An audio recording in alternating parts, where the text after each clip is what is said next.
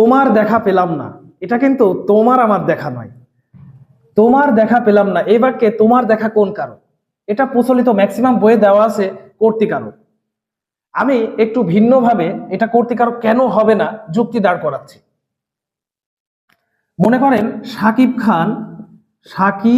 খান মানে আমাদের যে কিং খান আর বুবলি, এদের একটু খেলা নিয়ে আলোচনা করি।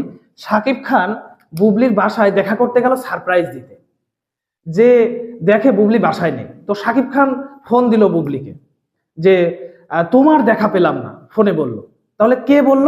সাকিব খান বুবলিকে বলল যে তোমার দেখা পেলাম না। তাহলে এই বাক্যে কর্তাটা কে হবে? সাকিব খান নিজে কর্তা। আর কাকে বলল যে তোমার দেখা পেলাম না? বুবলিকে। তাহলে আমরা জানি, ধরে নিতে হবে যে এই বুবলি হচ্ছে তোমার, কারণ বুবলিকে বলেছে তোমার দেখা পেলাম না। কে বলেছে? সাকিব খান বলছে। কিন্তু তাহলে সাকিব খান কর্তা।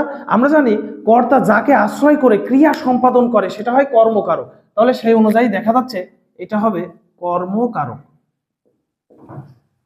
ধন্যবাদ।